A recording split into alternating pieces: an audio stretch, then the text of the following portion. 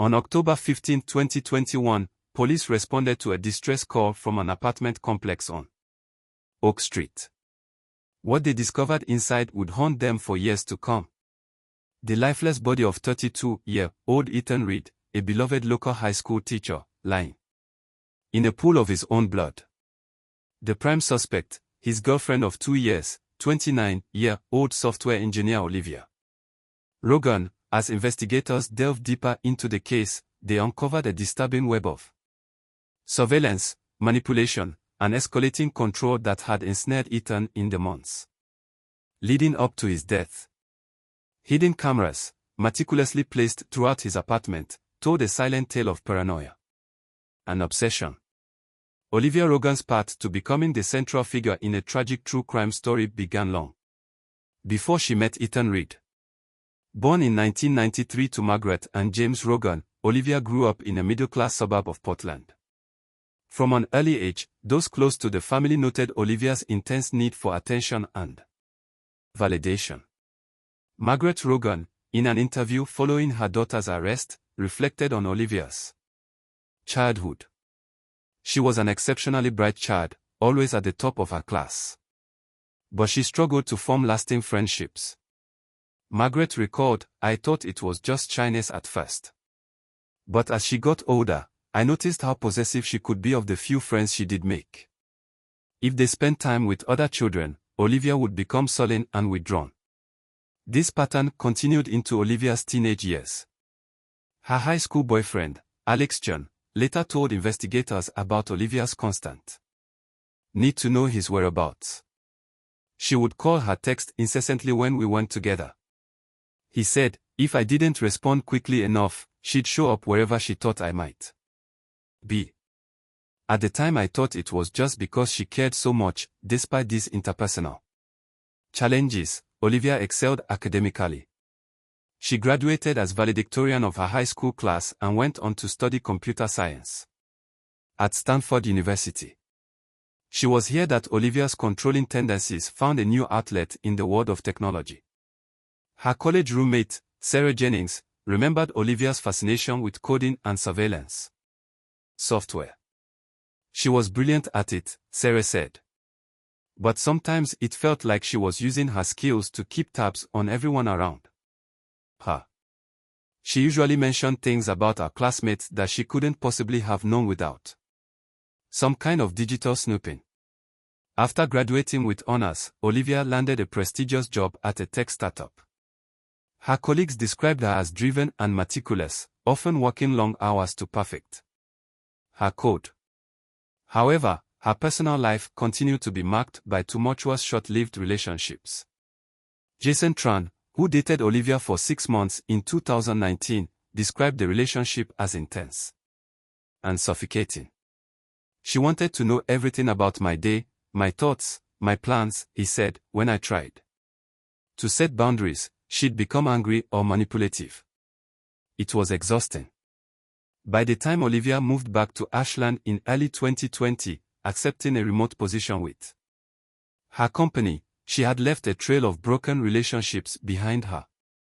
Yet those who knew her couldn't have predicted the dark turn her life would take when she met Ethan Reed. Ethan Reed's life stood in stark contrast to Olivia's tumultuous journey. Born in 1990 in Ashland, Ethan was the youngest of 3 children in a close-knit family. His older sister, Amanda Reed, described their childhood as idyllic. "We grew up surrounded by nature. Spending our summers hiking in the mountains and our winters skiing. Ethan was always the peacemaker, the one who could make anyone laugh." From an early age, Ethan showed a passion for learning and a natural ability to connect with others. His high school English teacher, Mrs. Elaine Hoffman, remembered him fondly. Ethan had a way of bringing out the best in his classmates. He was patient, kind, and had an infectious enthusiasm for literature. "I always thought he'd make an excellent teacher someday." Mrs. Hoffman's prediction proved accurate after graduating from the university with a degree in English literature. Ethan returned to his hometown to teach at Ashland High School. Ethan's personal life was characterized by steady, long-term relationships. His college girlfriend, Laura Simmons, remained a close friend even after their amicable breakup. Ethan was always so balanced, she said. He valued his independence, but was also incredibly loyal and supportive. We broke up because our career paths were taking us in different directions, but there was never any drama. The fateful meeting between Olivia Rogan and Ethan Reed occurred on a sunny Saturday afternoon in May 2020 at a local farmer's market. Olivia, still adjusting to life, had ventured out to explore her new surroundings. Ethan, a regular at the market, was picking up fresh produce for the week. Their eyes met across a display of organic apples. And Ethan, ever the friendly local, struck up a conversation about the best varieties for baking. Olivia, charmed by his easygoing nature and warm smile, found herself lingering at the stall far longer than she'd intended. As they chatted, they discovered a shared love of classic literature and hiking. Ethan, impressed by Olivia's quick wit and intelligence, suggested they meet up for a hike the following weekend. Olivia, feeling an instant connection, eagerly agreed. Their first date was a hike up to Grizzly Peak, offering breathtaking views of the Rogue Valley. Ethan's friend Mark later recalled, Ethan came back from that hike on cloud 9. He couldn't stop talking about how smart and funny Olivia was. How they talked for hours without a lull in the conversation. Over the next few weeks, Olivia and Ethan's relationship blossomed rapidly. They spent long evenings discussing books, sharing meals, and exploring the natural beauty of southern area. To those around them, they seemed like a perfect match, however. Even in these early honeymoon days of their relationship, there were subtle signs of Olivia's possessive nature. Ethan's sister Amanda noticed that Olivia seemed to monopolize his time. She'd call her text constantly when they weren't together. And she always seemed to have a reason why Ethan couldn't join family gatherings without her. Ethan, blinded by the excitement of new love, brushed off these early red flags. When his friend Mark expressed concern about the intensity of the relationship, Ethan laughed it off. She's just excited about us, he said. It'll calm down once we're more settled. Olivia did Ethan know that this was just the beginning of a pattern that would gradually tighten around him, slowly cutting him off from the life he had built, and the people who cared about him most. By the fall of 2020, Olivia had all but moved into Ethan's apartment. Despite him never officially asking her to live with him, she began to exert influence over every aspect of his daily life. From what he ate to how he spent his free time, Ethan's colleague and friend, fellow English teacher Jessica Lawson, noticed changes in his behavior at work. He started turning down invitations to after-school happy hours, something he'd always enjoyed before. When I asked him about it, he said Olivia wasn't comfortable with him being out late. Jessica recalled, it seemed odd. Given that she knew most of us and had even joined us a few times, Olivia's control extended to Ethan's social media presence. Friends noticed that his usually active Facebook and Instagram accounts became sparse, both posts becoming infrequent and impersonal. When questioned, Ethan would brush it off, saying he was trying to be more private online. But it was Olivia's attempts to isolate Ethan from his family that raised the most alarm bells. Amanda Reed remembered a particularly disturbing incident during the 2020 holiday season. We always have a big family Christmas at our parents' house, she said, but that year, Ethan called it the last minute to say he and Olivia couldn't make it. When I pressed him, he said Olivia wasn't feeling well and he needed to stay with her. But I could hear her in the background, sounding perfectly fine. Olivia employed a variety of emotional manipulation tactics to maintain her grip on Ethan. She would oscillate between lavishing him with affection and subjecting him to cold, silent treatments. If he didn't comply with her wishes, Ethan's friend Mark recounted a camping trip they had planned for months. The night before we were supposed to leave, Ethan called to cancel. He sounded so defeated, he said Olivia was upset he was going away without her. Even though she'd been invited and had declined, as 2021 progressed, Olivia's behavior became more erratic. she began accusing Ethan of infidelity. Despite having no evidence to support her claims, she would show up unannounced at the high school, ostensibly to bring Ethan lunch. But colleagues noted how she seemed to be scanning the room as if looking for signs of inappropriate behavior. Ethan's student Emma Chan later testified to a disturbing encounter. Ms. Rogan came into our classroom during lunch break. Mr. Reed wasn't there, but she stayed anyway asking us questions about him. It felt really weird and invasive. Despite the mounting evidence of Olivia's controlling behavior, Ethan remained committed to the relationship. Those close to him noted his increasing stress and anxiety. But he would deflect their concerns, often making excuses for Olivia's actions. His sister Amanda confronted him directly in the summer of 2021. "I told him I was worried that this didn't seem like a healthy relationship," she said. But he just got defensive. He said I didn't understand Olivia. That she'd been hurt in the past and needed extra reassurance. He truly believed he could help her overcome her insecurities. As Olivia's paranoia and need for control reached new heights, she made a decision that would irreversibly alter the course of her relationship with Ethan and ultimately lead to its tragic conclusion. In late August 2021, while Ethan was away at a weekend teaching conference, Olivia took the drastic step of installing hidden cameras throughout his apartment. The idea had been brewing in Olivia's mind for weeks. Her background in software engineering made the technical aspect of the plan feasible. And her growing suspicions about Ethan's fidelity provided the justification she needed to overcome any moral qualms. Olivia meticulously planned the operation, purchasing small, high-definition cameras disguised as everyday objects, a smoke detector, a phone charger, even a potted plant. She also set up sophisticated software that would allow her to access the feeds remotely from her laptop or phone. On the Friday afternoon that Ethan left for his conference, Olivia sprang into action. She had a key to his apartment, ostensibly for emergencies, which gave her unfettered access. After the next several hours, she carefully placed cameras in the living room, kitchen, bedroom, and even the bathroom, ensuring every corner of Ethan's private space was under surveillance.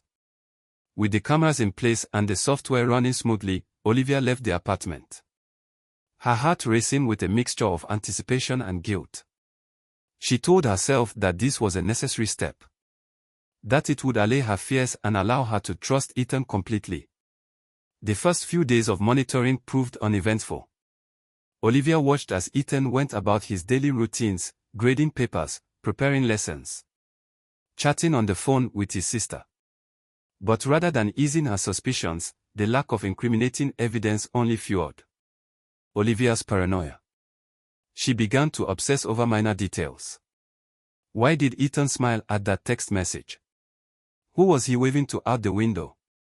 Olivia's colleague David Cho later recalled noticing changes in her behavior at work during this time. She seemed distracted, constantly checking her phone. "I caught a glimpse of her screen once. It looked like a video feed, but she quickly closed it when she saw me looking." As the days turned into weeks, Olivia's obsession with the camera feeds grew. She began neglecting her work. Her sleep suffered, and her interactions with Ethan became increasingly strained as she struggled to keep her secret. One evening, while reaching for a book on his shelf, Ethan noticed that several volumes were slightly out of place. He distinctly remembered organizing them just days before. In the bathroom, his toiletries seemed rearranged, though he couldn't pinpoint exactly how. More unsettling were the times he felt as if he was being watched. He'd be grading papers in the living room, and suddenly feel a prickle on the back of his neck, as if someone's eyes were on him. But when he looked up, he was alone. Ethan's friend and fellow teacher Jessica Lawson recalled a conversation they had during this period. "He mentioned feeling on edge in his own home," she said. "He laughed it off, saying he was probably just stressed about work. But I could tell it was really bothering him." Olivia's behavior added to Ethan's growing discomfort. She began making comments about his daily activities that she shouldn't have known about. Once she mentioned in passing that she liked the new brand of coffee he'd bought, despite not having been to his apartment in days. Another time, she asked about a phone call he'd had with his mother, though he was certain he hadn't mentioned it to her. When Ethan would express confusion about these slip-ups, Olivia would quickly change the subject, or provide vague explanations. He must have mentioned the coffee in passing, she'd say. Or perhaps his mother had told her about the call. As his unease grew, Ethan found himself second-guessing his own memories and perceptions. Am I just being paranoid? He wondered, is the stress of work getting to me? Despite his attempts to rationalize the strange occurrences, Ethan couldn't shake the feeling that something was deeply wrong. He began to pay closer attention to his surroundings, noting any changes or oddities in his apartment. He even considered confiding in his sister Amanda, but hesitated, worried that his suspicions might sound absurd, or that he might be overreacting. The moment of revelation came on an October evening in 2021. Ethan had been grading papers late into the night, the soft glow of his laptop illuminating the living room. As he stretched and prepared to call it a night, his elbow knocked a small potted plant off the side table. The pot shattered on the hardwood floor, soil and ceramic shards scattering across the room. As Ethan knelt to clean up the mess, something caught his eye amidst the debris. A tiny lens, no bigger than a pencil eraser, glinted in the low light, his heart racing. Ethan carefully extracted the object from the soil. It was a miniature camera, expertly concealed within the plant's base. The discovery sent a chill down Ethan's spine. With trembling hands he began a frantic search of his apartment.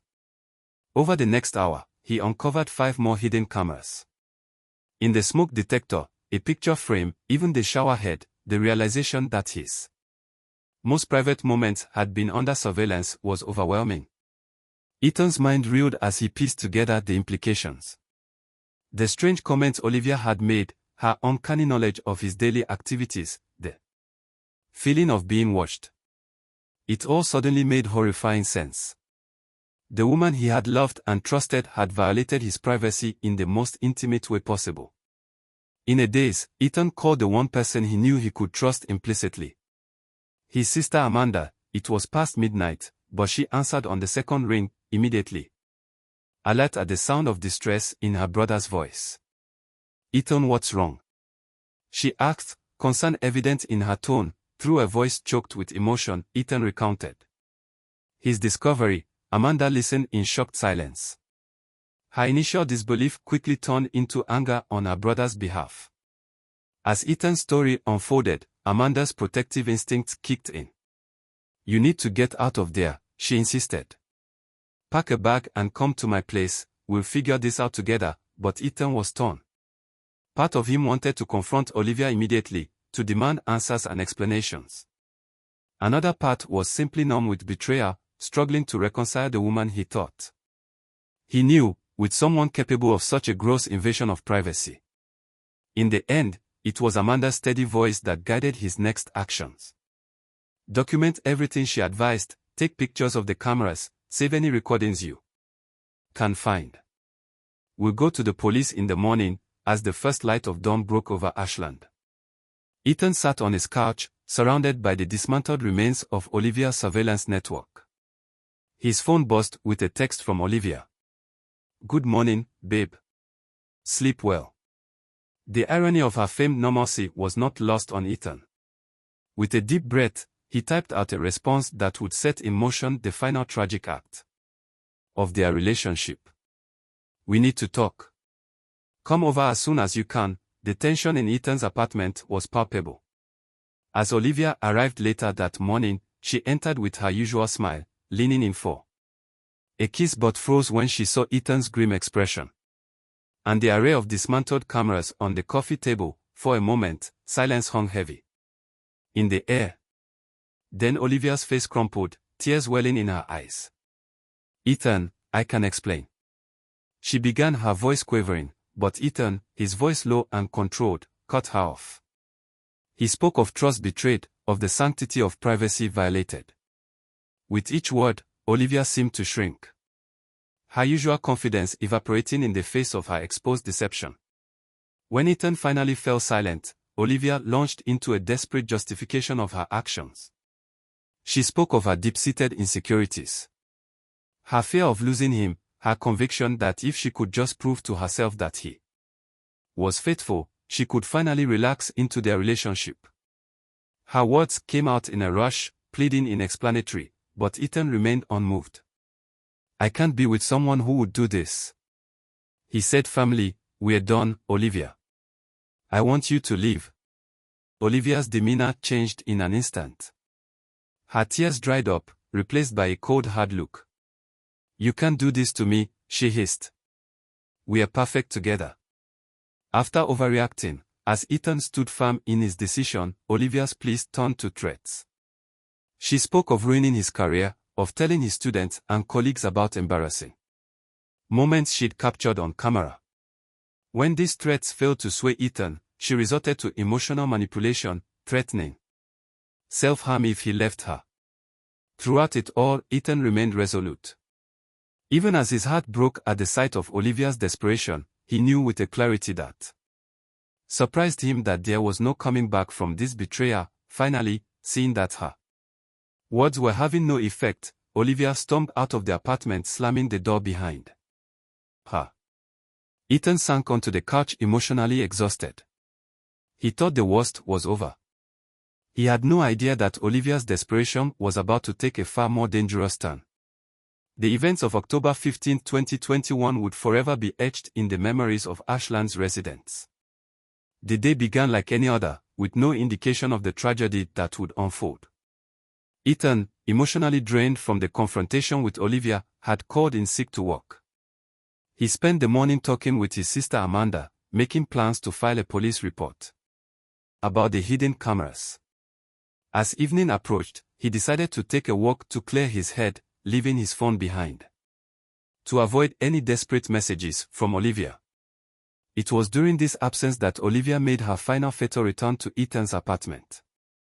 Others would later report seeing her enter the building, her face set in a mask of determination.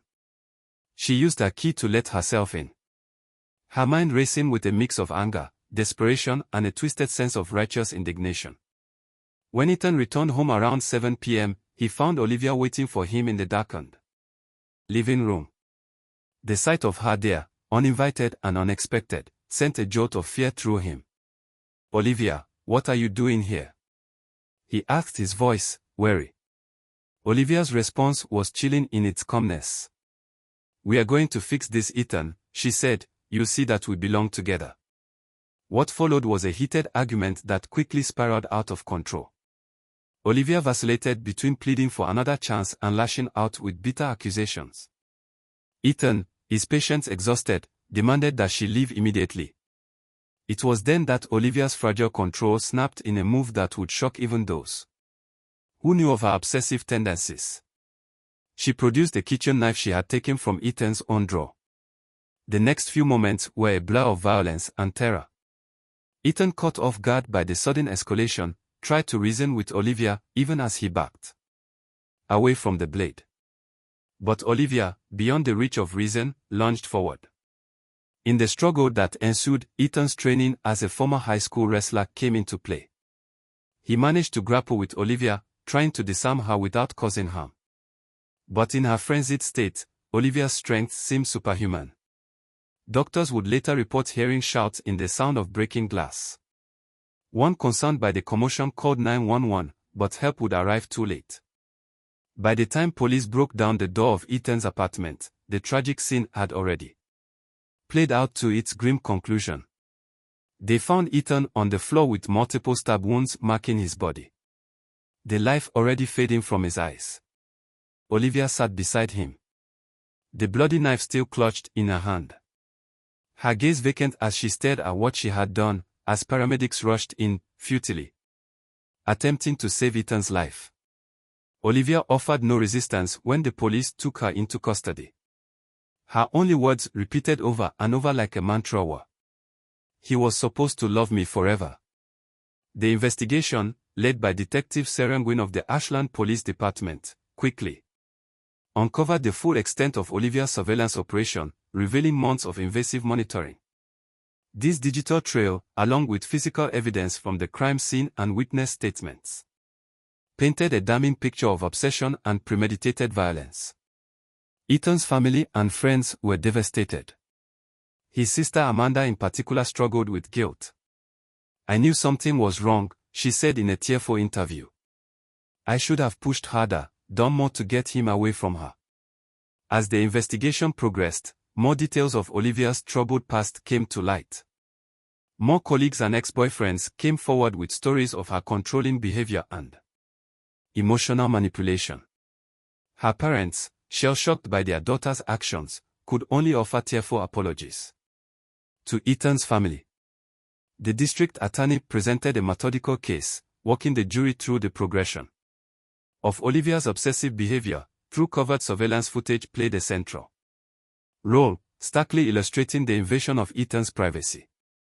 The defense didn't contest the basic facts of the case. Instead, they focused on Olivia's mental state, bringing in expert witnesses to testify about her history of attachment issues and borderline personality disorder. They argued that Olivia's actions were the result of a mental health crisis, not premeditated murder. Olivia herself took the stand. Her testimony, unsettling mixture of remorse and rationalization, she spoke of her deep love for Ethan and her fear of abandonment, claiming that she never meant to hurt him. Her apparent lack of full comprehension of the gravity of her actions left many in the courtroom disturbed after a 2-week trial and 3 days of deliberation. The jury returned a guilty verdict on charges of first-degree murder. At the sentencing hearing, the judge delivered a scathing indictment of Olivia's actions before sentencing her to life in prison without the possibility of parole. As Ashland slowly healed, the community was left to reflect on the nature of love, trust in the human capacity for both compassion and cruelty. The case would be remembered, not just for its shocking conclusion, but as a catalyst for change and a somber reminder of the importance of recognizing and addressing toxic relationship dynamics before they escalate to tragedy.